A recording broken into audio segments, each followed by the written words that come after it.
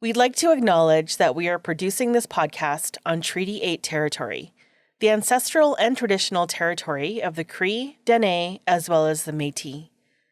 We honor and acknowledge all of the First Nations, Métis, and Inuit peoples who have lived, traveled, and gathered on these lands for thousands of years.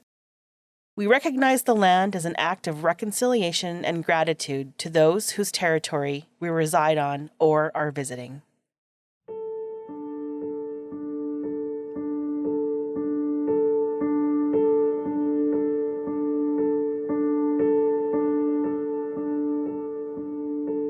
The following is based on a true story that happened in Grand Prairie, Alberta, Canada, in 1918. The story is based on historical primary sources, including surviving case files, criminal reports, and other contemporary documents and accounts.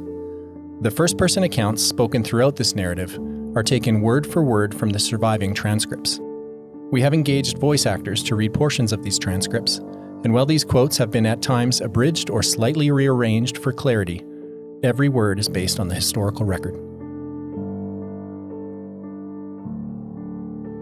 In this episode, we'll be taking a small step back from the forensics, suspects, and twists and turns of the Six murder case in order to better understand the wider context of settler life in northern Alberta in 1918. We'll learn about the 1909-1910 Peace River country settlement boom, which saw thousands of settlers making a grueling multi-month overland journey into the north, before the eventual establishment of a northern railway to the region in 1916. We'll also explore some of the social and cultural realities of life on what would be called North America's last great frontier. If you want to understand the case, you'll need to understand the historical context. If you're just joining the podcast, we'd encourage you to stop this episode and go back to episode 1 to learn the basic facts of the Six murder case. If you've already listened to a few episodes, then this might be a good time to dig deeper into the local history, so stick around. I'm Chris Sapola. I'm Chris Beauchamp. This is Blood on the Prairie.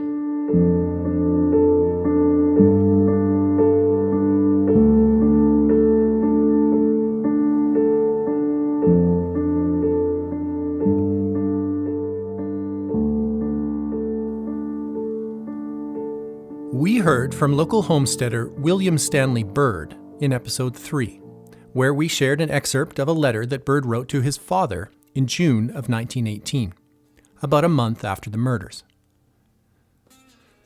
In that excerpt, Bird proved to be a slightly unreliable narrator, colorfully embellishing details of the case. 2 cowboys from Montana came up here last week and murdered 7 men, 6 Germans and a Russian. Some of the victims were drowned and some burned, one had his head cut off and some were shot. They were all killed 2 at a time except for the 7th.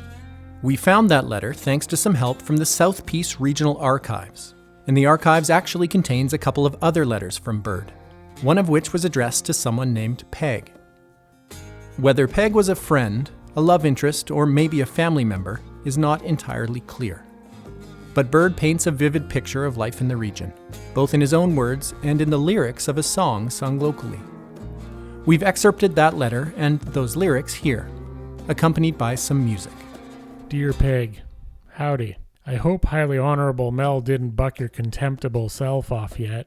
I told Orford to fetch her up here, but if you want her, you can keep her. I've got woodpeckers and a robin's egg. I'll send them down if you want them. I can get a martin's, swallows, and canary's eggs if you like. All houses here are built of logs and fences of poles. Everybody seems to be a cowboy here. The other day I saw a man on horseback, saddle, chaps, spurs, and all riding behind the harrows. About that song Prairie Land, here it is.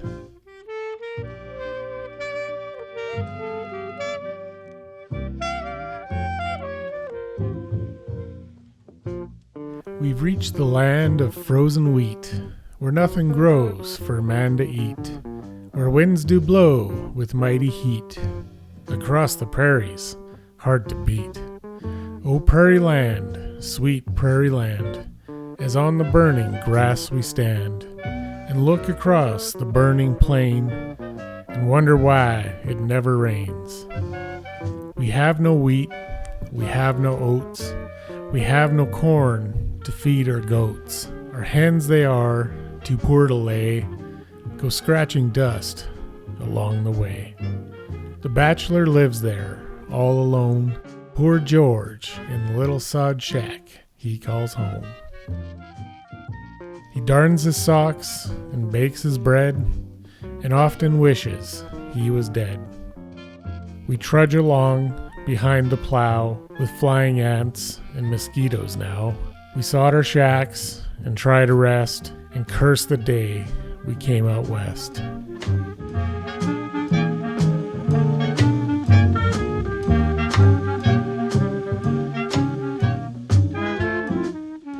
It's unclear if these lyrics were original to Bird or if he was sharing from local folk songs.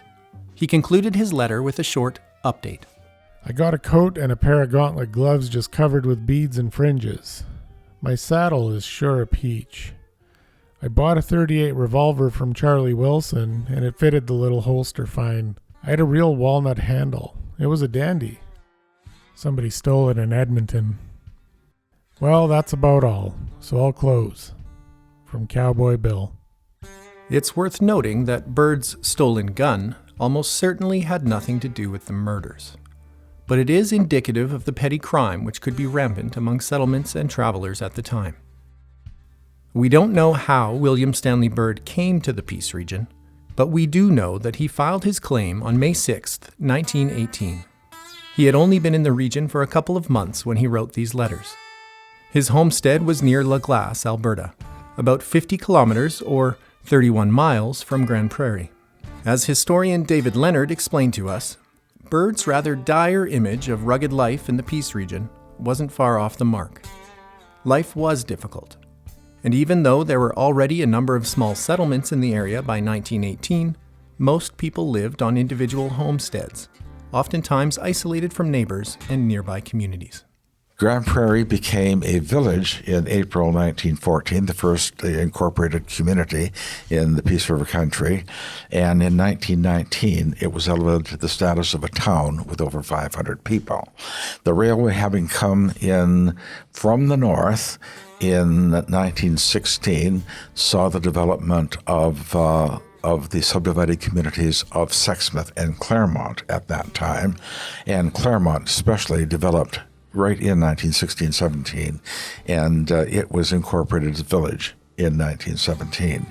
And then at the time, because so much development was occurring on the Grande Prairie, you had larger hamlets growing up very rapidly in, Lake Saskatoon was always there, but in Beaver Lodge, in Hythe, and in Sexsmith.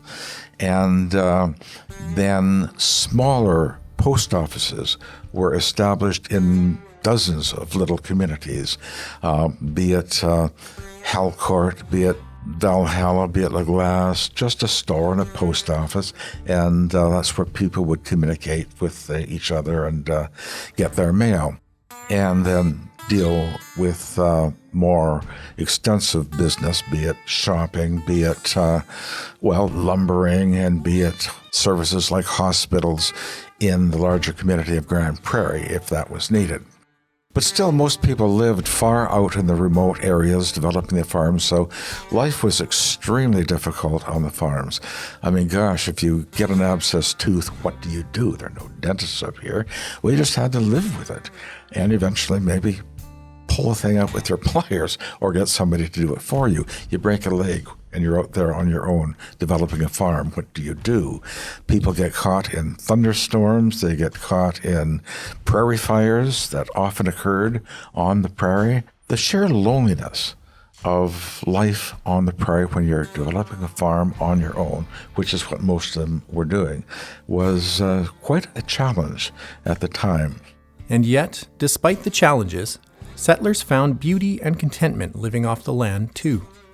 Bird's description of his homesteading life is indicative of the experience of many of the people in the region at the time, most of whom were single men.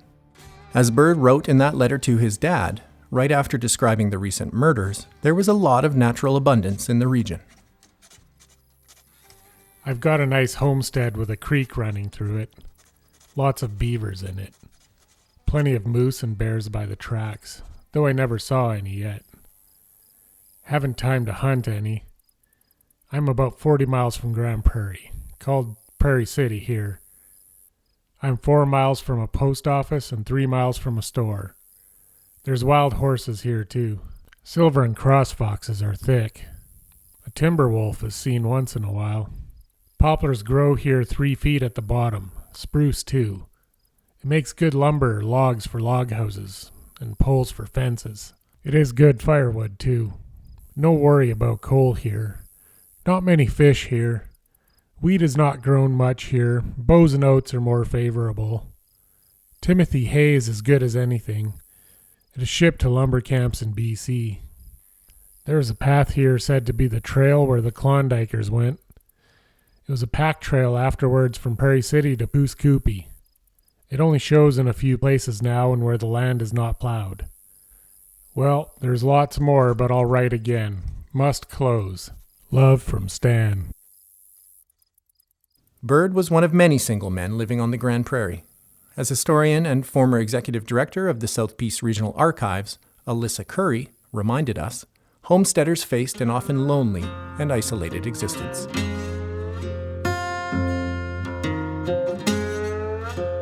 So Grand Prairie has what we now know to be exceptional agricultural capacity and rich rivers and timbers and all of these fantastic resources that lend themselves so well to settlement.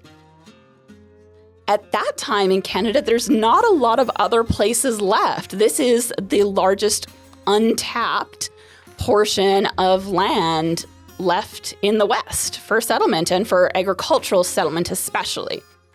Dominion Land Survey was begun by Walter McFarlane in what was described as the largest survey crew to ever set out to survey a portion of Western Canada. He had over 20 men in his survey because he was assigned to do outlines for 37 different townships throughout the Peace River country, but mostly in the Grand Prairie where there was 18 townships, and then on the Grand Prairie required to subdivide the quarter sections within that. And he left Edmonton amid much fanfare. Big headline stories in the Herald Tribune, the last Great West, as this area was known as.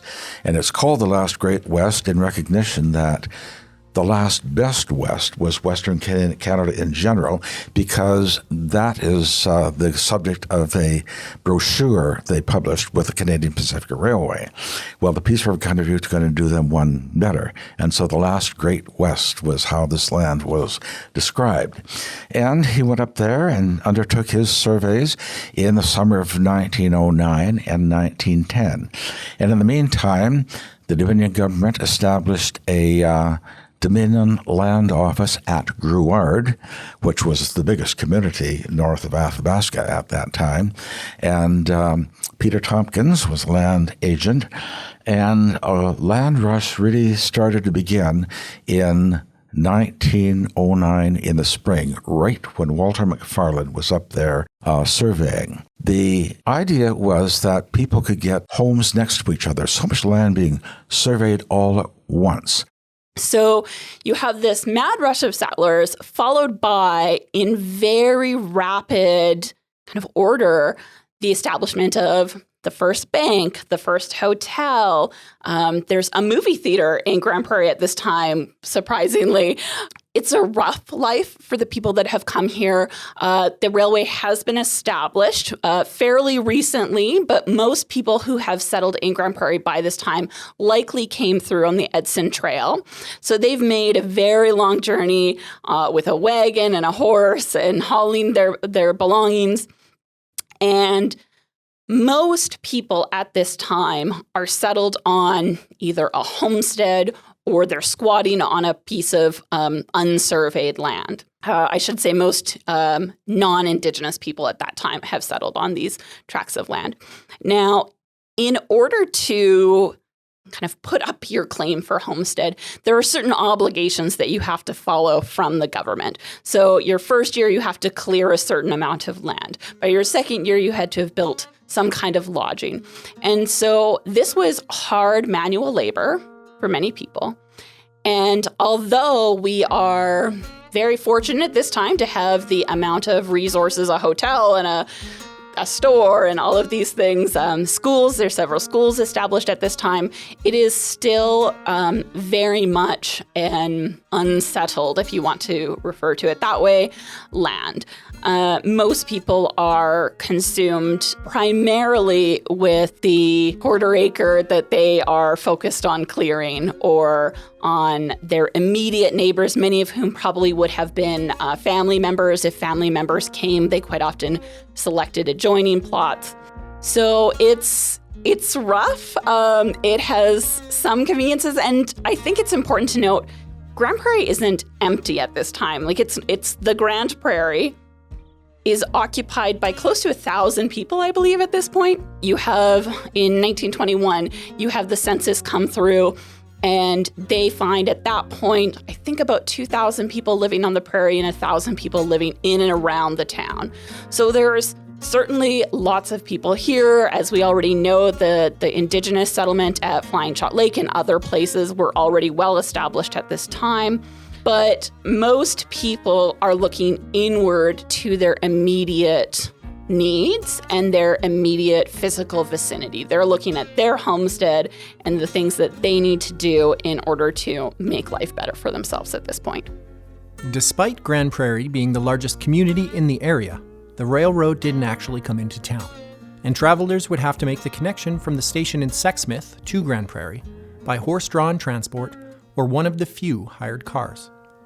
Before the rail line to Sexsmith was established, settlers to the region would come in over one of a couple of difficult overland routes. Before 1911, most European settlers came from Edmonton on what was known as the Athabasca Trail through Grouard to the northeast. The Edson Trail was opened in 1911 and offered a shorter route more directly from the south. But getting to Grand Prairie over either trail could take several weeks or months through harsh weather, dense forested foothills, muskeg swamp, and large and small river crossings. The journey was dangerous, and there were reports of crimes on the trail. Despite these challenges, settlers began a proper rush of settlement to the Peace River country in 1909. By 1908, there was so much production of wheat throughout Western Canada and the United States too, that the prices began to drop.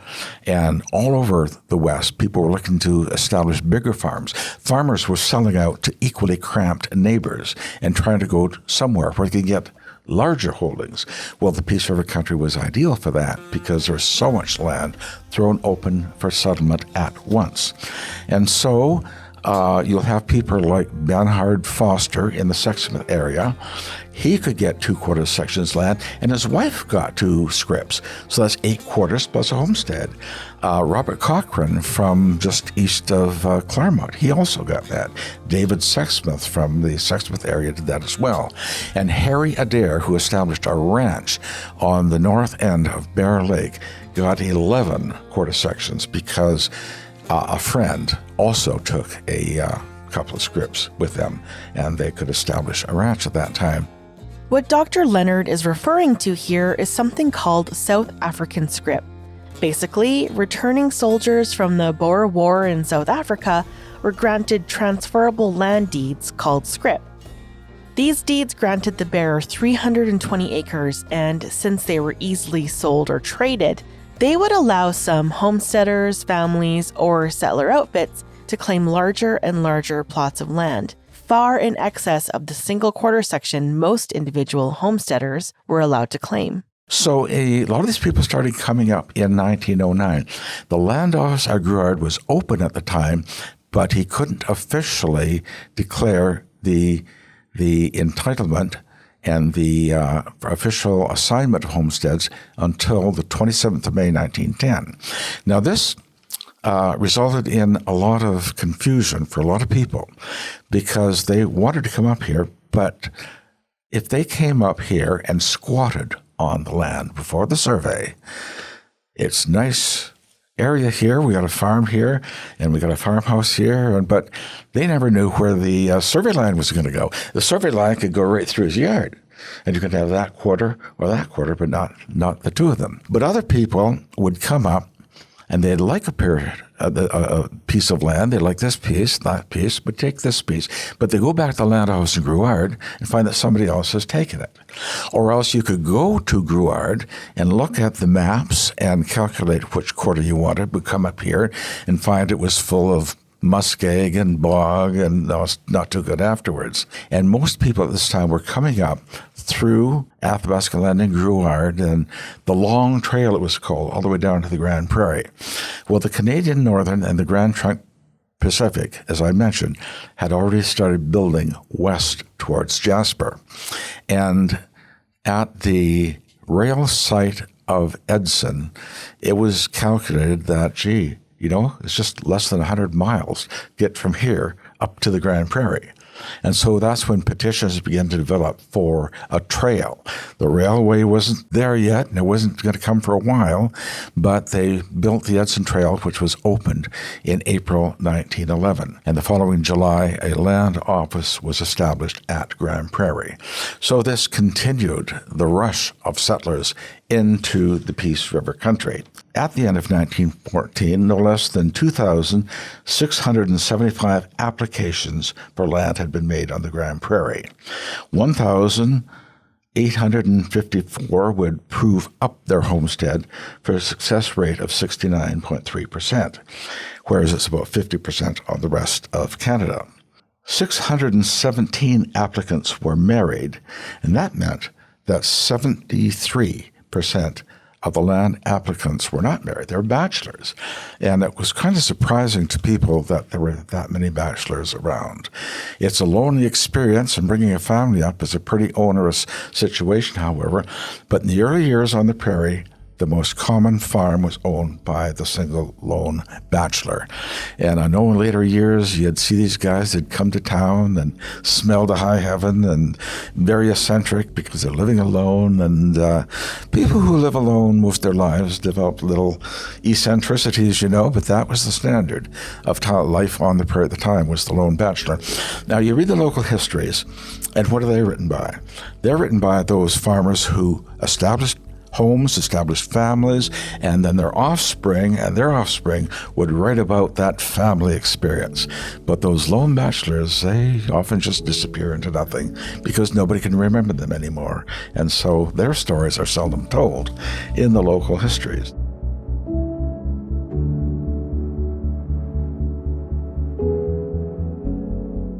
We cannot help but think of our 6 victims. 5 of the 6 were themselves bachelors: Ignace Patton, John Woo-Wand, Charles Zimner, Joseph Snyder, and his nephew Stanley Snyder. Frank Parzakowski, the blacksmith acquaintance of Ignace Patton, found shot to death in the Patton storehouse, was the only married man among the victims, although his wife was away at the time of the murders. And while these 6 men have indeed found a place in the history books, we know virtually nothing about them and their experiences as individuals. Thankfully, letters like William Stanley Bird's can give us a hint into the personalities and experience of the bachelors building a life on the Grand Prairie.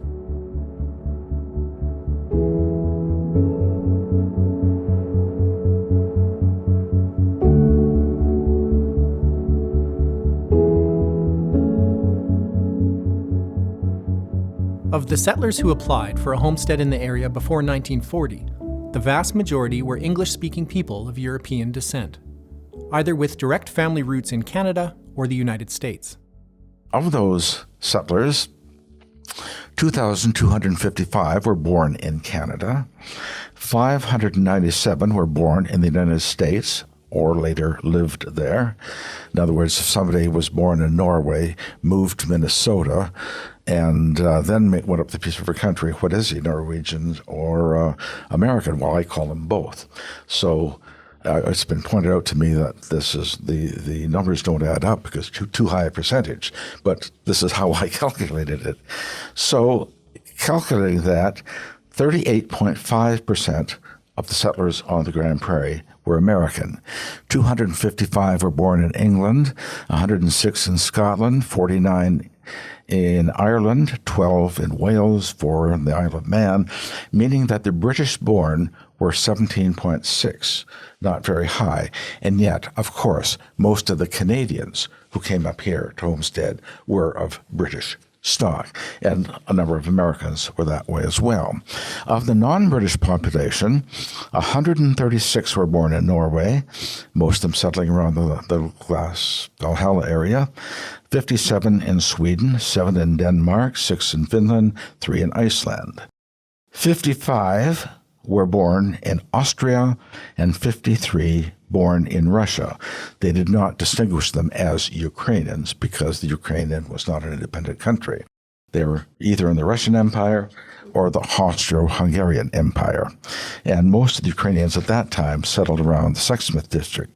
52 were born in Germany, 21 were born in Holland or Belgium, and 11 born in France. So that's at the end of 1914. With such a diverse mix of immigrants, it's no wonder that ethnic tensions among settlers would grow against the backdrop of the First World War. These tensions would spill over into the community and often fostered what we would today call bigotry, discrimination, and even racism. Well, the end of 1914 brought the advent of World War I. A little skirmish in Europe. By the beginning of 1915, they realized it was going to be more than a skirmish. So the appeal went out throughout the empire to join the colors, and every homesteader on the Peace River country could put a curtailment to his development so that he could return to it after the war. And then he could use the capital that he built up by his war service, payment for that, towards developing his farm when he got back. And the homesteaders also did other things during the winter months. A lot of them went trapping, and a lot of them worked on the railways. A lot of them worked on the mines. They went out to work on the mines in the wintertime and to build up capital so that they could further develop the farm in the summertime. Most people, as I mentioned, that are in Grand Prairie at this time have come from Britain. And Canada is very much still part of the empire, the British Empire. Much of the narratives that people would have found themselves surrounded by are about not Canada, but the empire. And although Canada in this context was a place of opportunity, much the same as the States, people felt that it was a place for a new start. It wasn't a separate place necessarily in terms of economic and political influence.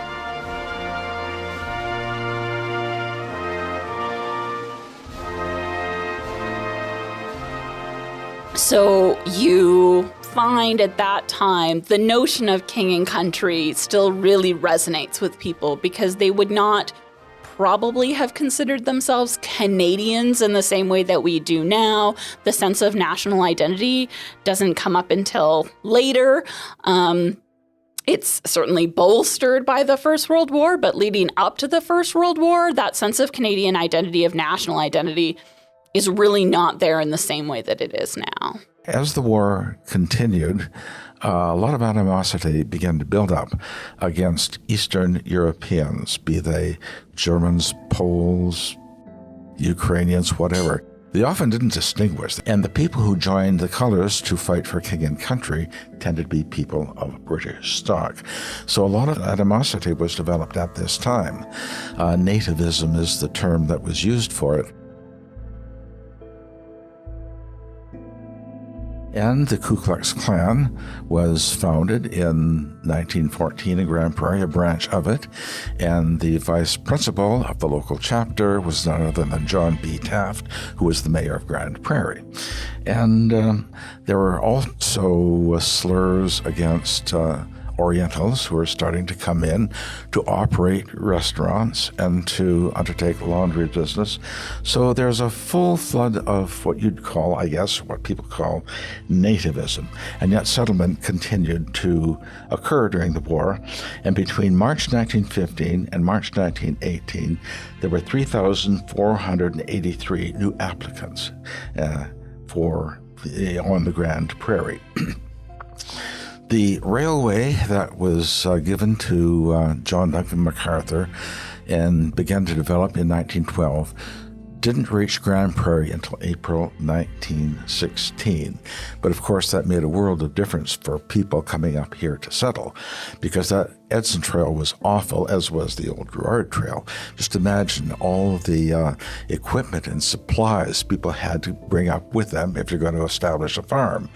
And those crude wagon roads, many people actually came up here in wintertime because the snow on the ground provided for greater mobility if you're coming in on sleds. But come they did, and then with the railway coming in 1916, of course the Edson Trail went into gradual decline, and other people began to settle on this prairie. Now, the Soldiers' Settlement Board, which was established a lot of part of the war, provided for many war veterans to take land up in the Peace River country. Land around Manning, for example, was opened up at this time around Teepee Creek and Bad Heart, mostly war veterans. War veterans could be very bitter people. They were used to seeing killing. They were used to seeing, talking about and experiencing maiming, and they too were very, very opposed to the Eastern Europeans who had allowed to come over and take farms at this time. The law was that if you were a citizen of the Austro-Hungarian Empire or Germany, you were not allowed to own land. Therefore, you did not gain title. But still, a lot of these people did develop their homesteads. Ethnic tensions likely increased sectarianism among the outlying communities. Groups which shared cultural, ethnic, or religious heritage were likely to mostly interact with each other. I think there was a lot of interaction between these people. They all get along. They may not have been great personal friends. I think when it came to personal friendship, the ethnic groups tended to stick within themselves, and yet they did business with each other, and I don't think there was great animosity at all until the war came, and then when it was realized that so many people of British stock were going out and dying in great numbers, and you'd notice that not too many of these Eastern Europeans were joining the color to fight for king and country. A few of them did, but not that many did. And so I think there was probably a very, very strong animosity towards the ones who stayed here, and especially if they took farms that earlier British settlers had given up to go and fight, and if they never came back, the farm was open. And so I think that developed during the course of the war. By 1918, I think it was probably quite strong. By design, we have been exploring our story to date from a perspective rooted in the European settler point of view. But of course, it's impossible to understand North American colonization without exploring the perspectives and lived experience of the First Nations, Métis, and Inuit peoples who have resided on these lands for thousands of years. We will get a chance to listen to Indigenous perspectives in future episodes, and we look forward to recontextualizing the settler narrative through that lens. There's also a sense of emotional and cultural division between these particular victims and a lot of the wider community. So, as you may know, the Grand Prairie region was originally settled, if we want to use that term, by Denizah people who were here long before the land was opened up for settlement, formal settlement. We see a land rush about 10 years before this murder takes place, and we have a lot of people coming from all over Europe, some from the States, to come and claim their homestead and make themselves home. These victims are from Eastern Europe, And particularly around the time of the First World War, there seems to be a little bit of, I don't want to say conflict, but a little bit of tension between those settlers and the predominantly British Western European settlers, particularly when many of these community members are seeing the British or Western European settlers step up and volunteer to serve in the war for a variety of reasons. It seems as if, or it appears as if the Eastern Europeans were less likely. Whether or not that actually pans out in the numbers, we don't know, but there certainly seems to be a perception of that. And so as these community members are seeing their sons and their husbands go off to war, and in many cases hearing stories of the impacts of the war, there's a growing tension between them and who they see as a sort of other, those immigrants. They use the term often immigrants to refer to these Eastern European immigrants, in spite of the fact that they themselves are also immigrants, simply from a different place.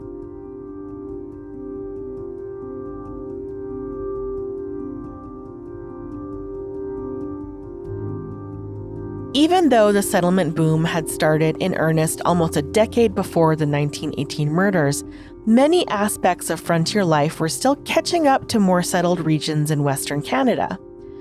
Nowhere was this more evident than in the challenge of policing this large and remote region. Valuable insights into these challenges can be found in the pages of the Alberta Provincial Police's own annual reports. The 1918 annual report contains a sub-report from Albert Edward MacDonald, Inspector Commanding of E Division.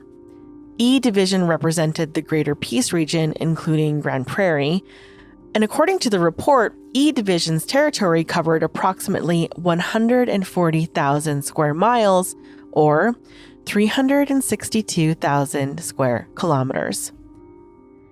E Division's force in 1918 included 20 people, 19 police constables and officers, and 1 stenographer. Crunching the numbers, that means that each individual was responsible for covering approximately 18,000 square kilometers. Of course, in reality, the force was concentrated in a few population centers, leaving much of the area effectively lawless. E Division's headquarters was in the town of Peace River, almost 200 kilometers to the north of Grande Prairie. The Peace River Detachment accounted for 7 of E Division's personnel. Grande Prairie had 5, Grouard had 2. The rest were scattered throughout smaller communities. Writing to his superiors in Edmonton, MacDonald was candid in his own assessment of the region's economic potential, as well as some of the challenges of policing such a large and wild area. The largest proportion of the country is unsettled, and that which is settled is practically given over to small farmers and homesteaders, there being very few farms of any size in the district. The prospect for immigration for the ensuing year is very bright, owing to the fact that the Soldiers' Settlement Board have been granted large area for the settlement of returned soldiers. Presciently, MacDonald outlined the major industries that would come to dominate this economically successful region for the next century. The oil situation at present time is not very prospective. Nevertheless, should oil be obtained in this vicinity in commercial quantities, it would materially facilitate the settlement of the country. In fact, will be the starting of an unprecedented boom. MacDonald also laid out the promising prospects of forestry, livestock, and grain growing. Energy, forestry, and agriculture are the dominant natural resource industries in the region to this day. Life on the prairie at this time was pretty chaotic. And I'm referring to the year 1918 in particular, when there were a lot of returned veterans. One of them was the infamous Nobby Clark, who was in court 5 times over 3 years in Grand Prairie for pointing a gun at people and assault and other activities. And there was a lot of other criminality in the area at the time. So it was a fairly open society and sort of a crude society, a lot of coming, a lot of going, but approaching even the end of the war, saw the establishment of the Alberta Provincial Police. The recently formed Alberta Provincial Police had taken over policing in Alberta from the Royal Northwest Mounted Police a year earlier in May of 1917. And with their focus on bootlegging, the force was understaffed and ill-prepared to deal with the large variety of criminal behavior occurring across the Grand Prairie, not to mention a complex mass murder.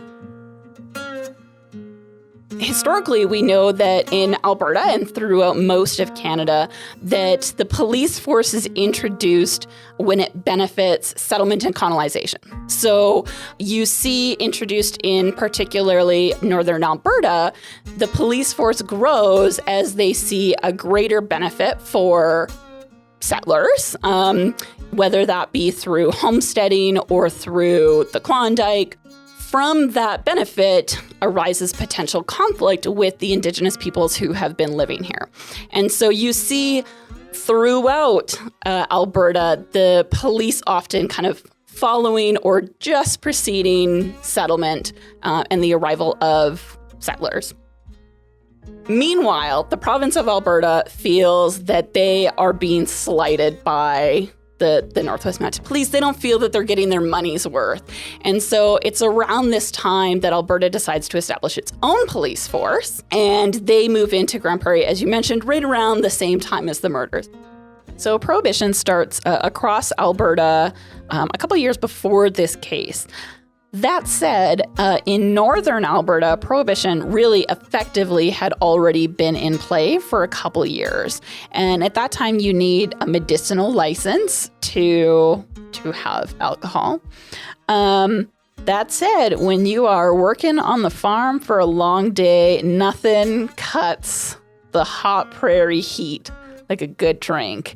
And so the population at large was not really on board with Prohibition. You don't see the same degree of, let's call it, criminality that you see in the larger centers, simply because there's not as much market for it. But you do see some really creative solutions for getting around Prohibition. We have lots of stories, for example, about Baldy Red, who is an infamous bootlegger in this region, and the many antics that he got up to in circumnavigating the police. You have lots of cases in the archival record of people talking about the police's incompetence in dealing with bootlegging. I think there's also a sense there at the time that they should be doing better things with their time. That's, I think, a narrative that continues regardless of what time period you're in, is people always feel that whatever's important to them is what should be important to the police. And sometimes, often, dare I say, those things don't necessarily overlap. The police definitely have their hands full at this time. We do know that they were patrolling, for example, the main trails in and out of Grand Prairie in an effort to catch bootleggers, in much the same way that this country now is hatched with dozens, dare I say, hundreds or thousands of roads and trails and backcountry routes. I mean, the case would have been even more so then.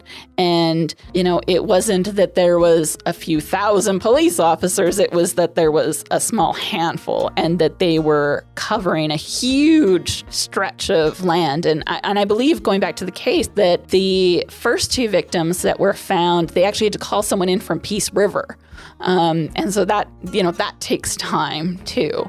We have now a sense of modern convenience that when you call the police, they're there in moments, and that is just not the case. Speaking of bootlegging, a lot of people did it just for home consumption or with their neighbors, so they'd have small stills.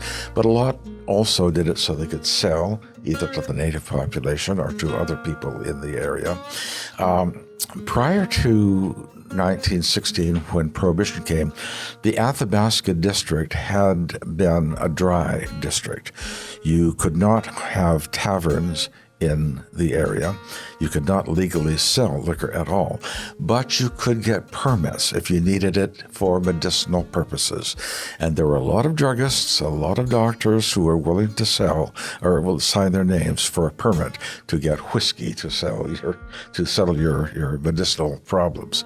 I think that these were people that were making a living outside of government regulation, let's call it that way. Whether or not they were doing all of these nefarious things, it's hard to say. I mean, a lot of these bootleggers at the time would have dealt directly with their customers. And so they wouldn't have been so far removed from the community as perhaps the police records might indicate, because these people were still their neighbors. They were their customers.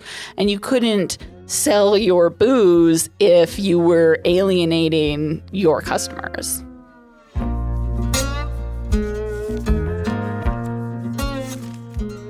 Inspector Commanding MacDonald is blunt in his overall assessment of his own force.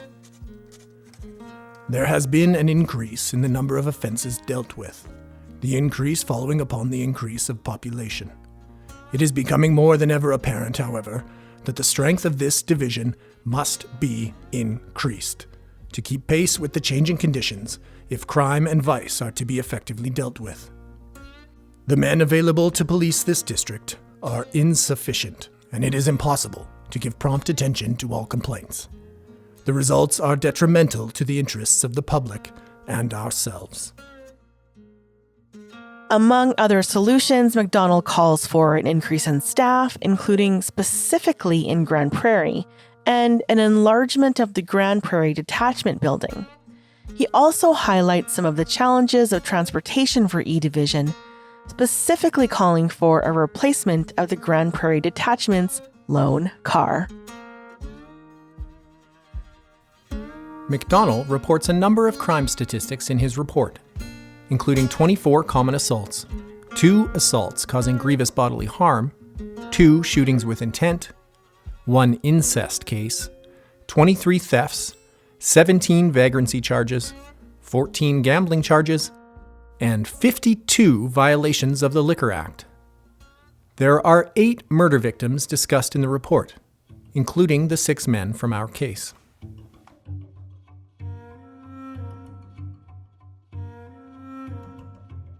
The state of policing in the region was so disappointing to local residents that the women of the area took matters into their own hands and circulated a petition, which they sent to the Attorney General of Alberta in Edmonton shortly after the murders.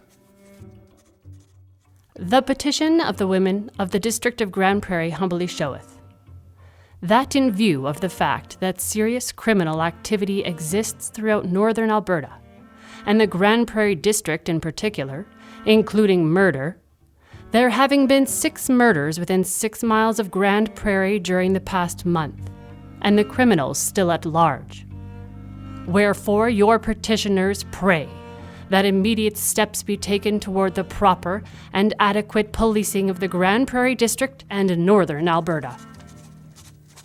228 women added their names to this statement, dated July 11th, 1918, less than a month after the first bodies were discovered.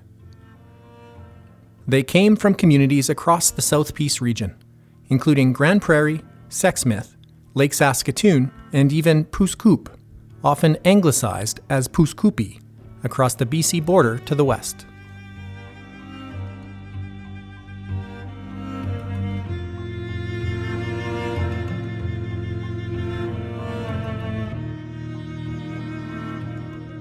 We do know at the time that there is plenty of crime in Grande Prairie. Although this was horrific at the time, and there's lots of speculation about what could have happened, I think it's less than a year and a half later when a woman kills her husband and buries him in a root cellar. And at the time, the judge says that that is the most horrific crime that has ever happened in Grande Prairie. So it's just interesting that for a variety of reasons, there's a lot of things going on at Grande Prairie at the time. It wasn't uncommon for there to be murders or murder-suicides. Typically, the police were more invested in finding a solution when the victims contributed to the government values of the time. That's a polite way of saying generally Western European settlers versus other immigrants or Indigenous peoples. Again, though, it's very easy for us to cast judgment on the past and on the records of the past through our modern lens. We often refer to what the records say on a particular subject, and that's where you can have a distinction between history and historical fact. And often those lines get really muddied, especially 100 years later, especially when it's an event that is so talked about 100 years later, because I find that people in Grande Prairie tend to fall into one of two camps. Either they know about the story, they grew up hearing about the story, their grandfather had a theory of who did it, and all of these things, or they've never heard of it. I've spoken with people that have lived in Grande Prairie their entire lives, and when you say, well, the 1918 murders, Alberta's largest unsolved mass murder, they go, what?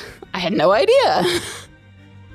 Grande Prairie had a lot of things going on in 1918 and in broadly the early 20th century.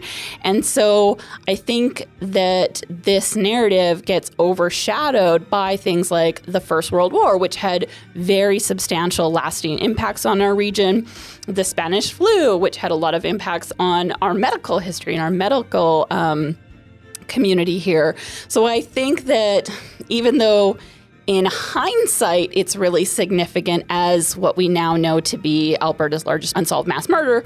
At the time, it was just one piece of many contributing to a very difficult life for the people that found themselves here either by design, they've immigrated here, or the people that were here before popular immigration. When we hear from settlers, for example, who, when asked about the murders 50 years later, say things like, oh, I don't remember their names, there was a few of them, nothing ever came of it. It didn't have a substantial impact on their lives relative to all the other things that they were struggling with. And so as a result, it kind of falls by the wayside against those other stories that had more profound impact on them personally. All history is relative. There is no one historical truth. And that it's up to your listeners to ultimately determine what they think is the truth. Inspector Commanding MacDonald did provide a summary of what we are calling the Six Murder case in his 1918 police report. In that summary, he details some of the key facts and evidence available at the time of his writing in December of 1918. He notes that Detective Sergeant Irvine is at present working on it. Every effort is being put forward, regardless of expense, to secure evidence as to who committed these murders. Undoubtedly, all these men were murdered for robbery. I hope that in time the case will reach a satisfactory conclusion.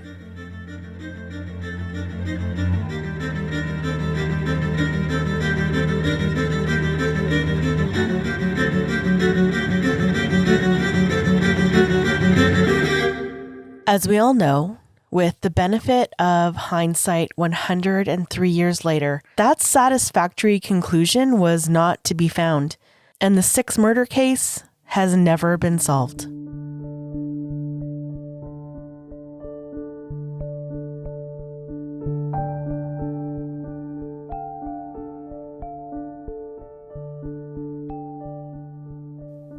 We hope you enjoyed this special episode of Blood on the Prairie. We'd like to extend our full gratitude to our historian guests in this episode, Dr. David Leonard, and Alyssa Curry. David and Alyssa spent quite a bit of time with us in our studio to talk about the murders as well as what life was like on the prairies in the early 20th century. We asked our guests to tell us about their own backgrounds, and here is what they had to say. First is Dr. David Leonard, whose interesting and varied experience from many parts of Canada led him to become the resident expert on Northern Alberta history. David was also kind enough to share with us some of his own research material about the case. I'm a resident of Sexsmith, Alberta. At least I was. Grew up in Sexsmith. Went to the University of Alberta where I studied history. Did my master's in history at the U of A. Worked 2 years as the Provincial archivist before going to Sheffield, England to study Irish history to get a PhD, which occurred in the summer of 1975. Returned to Canada, broken out of a job, did various things, but got on as the City of Edmonton Assistant Archivist in 76. Fall of 78, I was appointed as the first archivist of the Northwest Territories, located in Yellowknife, where I stayed till 1981. Left there to join the Provincial Archives of Alberta again as head of the Government Records Program. Stayed with the Provincial Archives till 1996, and the last as head of the Government Records Program. Last 3 years, I served as the Provincial Archivist of Alberta, then joined Historic Sites as the historian for Northern Alberta, specializing primarily in the Peace River Country, where I have written several books and involved in writing some more. Alyssa Curry met with us when she was the executive director of the South Peace Regional Archives, but she's since moved on from that position. Alyssa has a long-standing family history in the region, and we particularly enjoyed her enthusiasm and investment in our local history. So I have an undergraduate degree in English and history from the University of Northern British Columbia. It was during my history degree that I actually had my first experience working with archives as a historian. I handled some Hudson's Bay Company records looking at various animal populations in the 19th century in Canada. And when I went on to do my master's degree is in English, but my research topic was an interdisciplinary one in which I made use of archival records. So my research project was about tigers in 1870s London and how they fit in with the English literary tradition of William Blake. But my project was very much an interdisciplinary one. I had the privilege of getting to travel to London and work with various archival institutions in London as well as in Canada. And it was through that really my interests started to spark. And then I was very lucky to get to work at Library and Archives Canada for 4 months during my graduate studies. I worked in the Literature, Music, and Performing Arts Archive, and I got an opportunity to work with our nation's heritage and what that means, both on a grand scheme of things, but also right down to the scale of an individual letter or document. We could not have produced this episode, or the podcast as a whole, without their valuable contributions. Thank you, David, and thank you, Alyssa.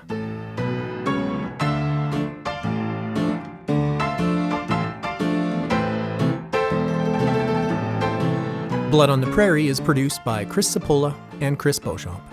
We'd like to thank the South Peace Regional Archives, the Provincial Archives of Alberta, Alyssa Curry, Karen Simonson, Dr. David Leonard, Brenda LaCroix, the family of Wallace Tansom, Jason Halwa, Al Peterson, Casper Towns, Gordy Hackstead, Richard Pizzata, and Laura Beauchamp. Blood on the Prairie was developed thanks to funding provided by TELUS STORYHIVE. Special thanks to Tara Jean Stevens, Jessica Gibson, and the National Screen Institute. Music used in this episode by Yehezkel Raz, James Paul Mitchell, Ziv Grinberg, the United States Navy Band, Matt Stewart Evans, Kyle Preston, Brianna Tam, Oakfield, and Lance Conrad. Our voice actors in this episode included Richard Pizzata and Laura Beauchamp. Blood on the Prairie is available on all major podcast platforms. For show notes and access to archival sources and other documents relating to the case, as well as photographs from both the 1918 era and the crime scenes in 2021, find us at bloodontheprairie.com. You can find and follow us on Facebook, Instagram, and Twitter for photos, audio clips, historical snippets, original source documents, and bonus content from the case.